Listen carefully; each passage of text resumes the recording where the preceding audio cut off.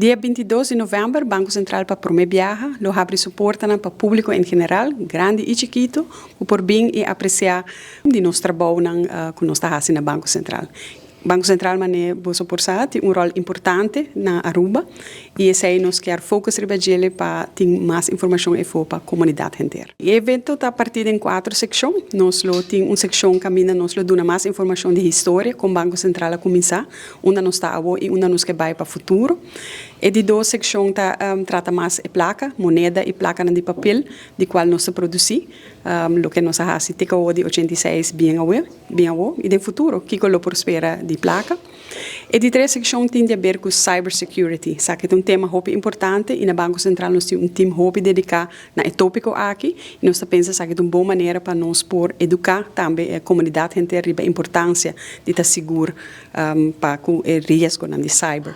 E finalmente nós temos uma secção também que nós elaborar as finanças, nós informar a comunidade como para spar, como para budget, como para criar resiliência dentro do hogar. Nós estamos enfocados riba muito nós também queremos para o Banco Central, nós temos diferentes vegas para entretener também e de uma maneira fun também por educar na riba tema muito importante que nós temos para compartilhar.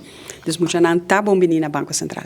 Entrada está totalmente grátis para parqueio, nós temos vizinhos de Câmara van Koophandel Sun Plaza que nós estamos trabalhando com para colaborar assim para nós usar no parqueio e nós temos transporte for de parking spot para aqui na Banco Central para bem atender o evento. Nós estamos muito contentes de poder organizar o evento aqui. Nós esperamos que a comunidade também aprecie o momento aqui que nós estamos abrindo o Banco Central para você por bem conversar com nós, bem fazer perguntas e nós estamos para contestar toda pergunta e dar toda a informação que nós temos à disposição.